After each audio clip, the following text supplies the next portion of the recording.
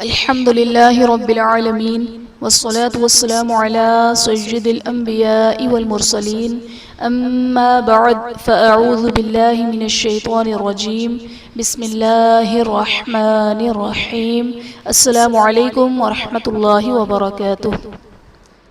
آج ہم انشاءاللہ عز و جل سورۃ البقرہ کی آیت نمبر 26 سے لے کر 28 تک کی تلاوت کریں گے اور انشاءاللہ عز و جل ان آیات کے قواعد سیکھیں گے۔ تو آئیے سبق شروع کرتے ہیں۔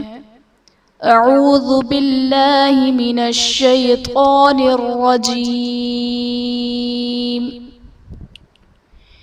بسم اللہ الرحمن الرحیم۔ ان اللہ لا يستحيي ان يضرب مثلا ما بعوضة فما فوقها۔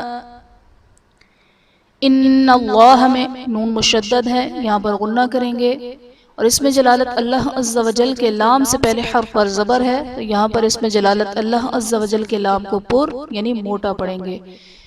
لا یستحیی میں یا کے نیچے کھڑا زیر ہے جو کہ یا مدہ کے قائم مقام ہے، اور حرف مدہ کے بعد حمزہ دوسرے کلمے میں ہے تو یہاں پر مد منفصل کا قاعدہ ہوگا۔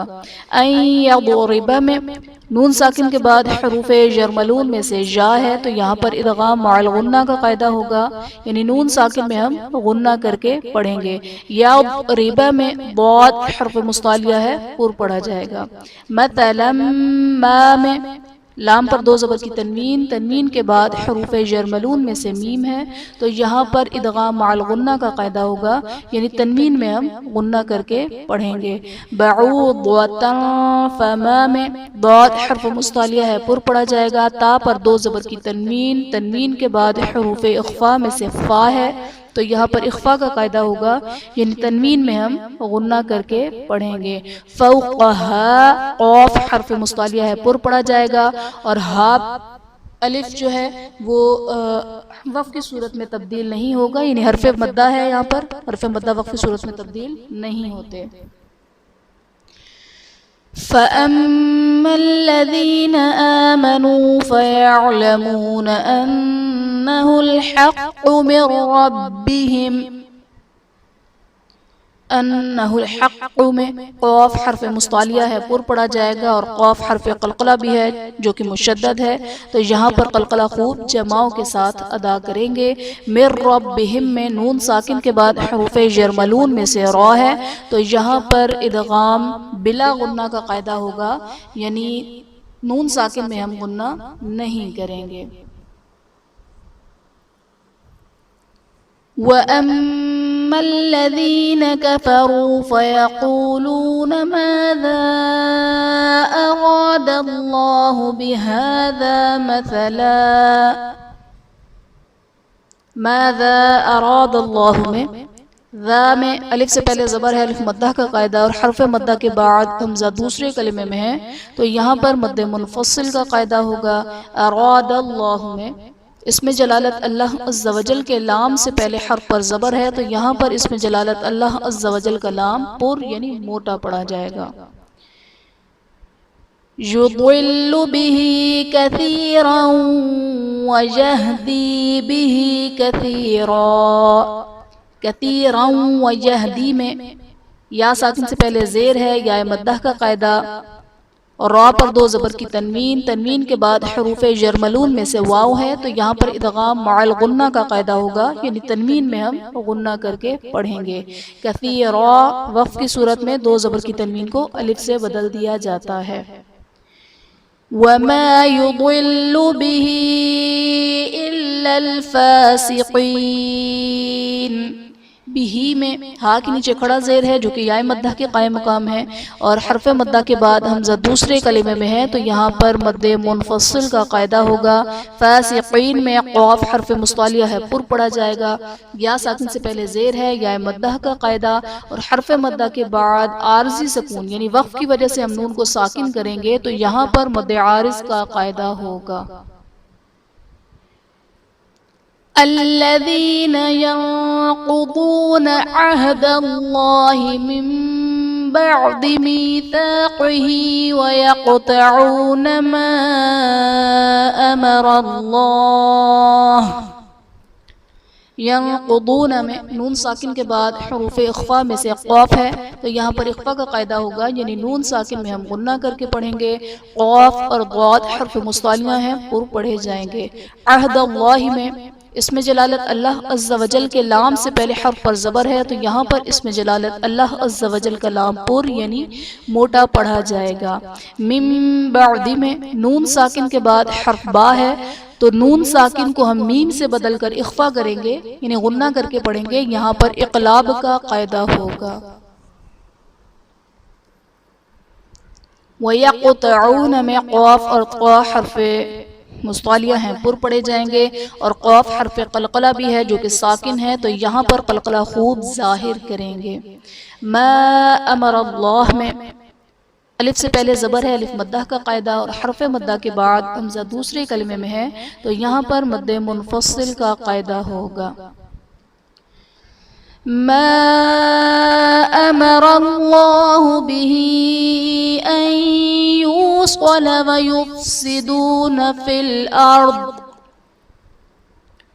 ان یوصل میں نون ساکن کے بعد حروف یرملون میں سے یا ہے تو یہاں پر ادغام مع الغنہ کا قاعدہ ہوگا، یعنی نون ساکن میں ہم غنہ کر کے پڑھیں گے۔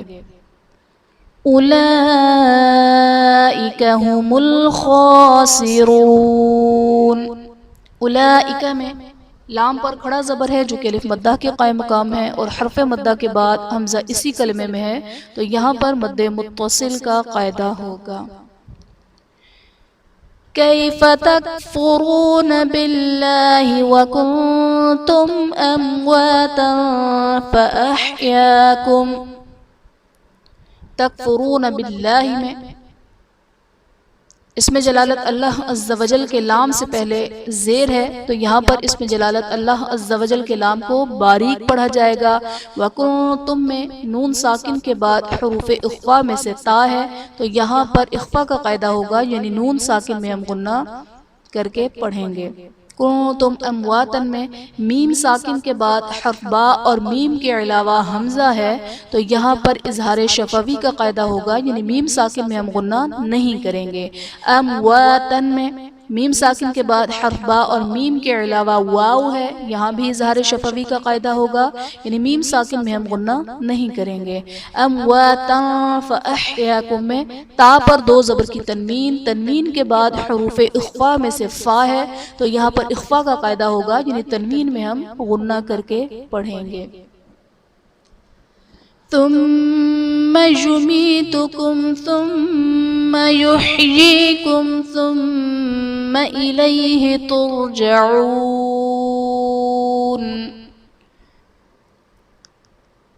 ثم میں میم مشدد ہے، یہاں پر غنہ کر کے پڑھیں گے۔ یمیتکم ثم میں میم ساکن کے بعد حرف با اور میم کے علاوہ ثا ہے تو یہاں پر اظہار شفوی کا قاعدہ ہوگا، یعنی میم ساکن میں ہم غنہ نہیں کریں گے۔ یحییکم میں میم ساکن کے بعد حرف با اور میم کے علاوہ ثا ہے، یہاں بھی اظہار شفوی کا قاعدہ ہوگا، یعنی میم ساکن میں ہم غنہ نہیں کریں گے۔ ترجعون میں را ساکن سے پہلے حرف پر پیش ہے، یہاں پر را کو پر پڑھا جائے گا۔ واو ساکن سے پہلے حرف پر پیش ہے، واو مدہ کا قاعدہ، اور حرف مدہ کے بعد عارضی سکون یعنی وقف کی وجہ سے ہم نون کو ساکن کریں گے تو یہاں پر مد عارض کا قاعدہ ہوگا۔ بسم اللہ الرحمن الرحیم، ان اللہ لا يستحيي ان يضرب مثلا ما بعوضة فما فوقها فأما الذين آمنوا فيعلمون أنه الحق من ربهم وأما الذين كفروا فيقولون ماذا أراد الله بهذا مثلا، يضل به كثيرا ويهدي به كثيرا وما يضل به إلا الفاسقين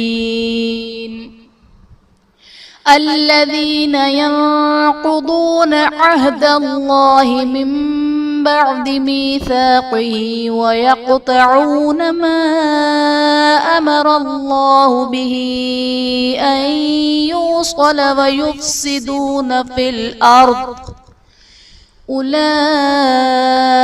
هم الخاسرون كيف تكفرون بالله وكنتم أمواتا فأحياكم ثم يميتكم ثم يحييكم ثم إليه ترجعون آمنت بالله صدق اللہ العظیم۔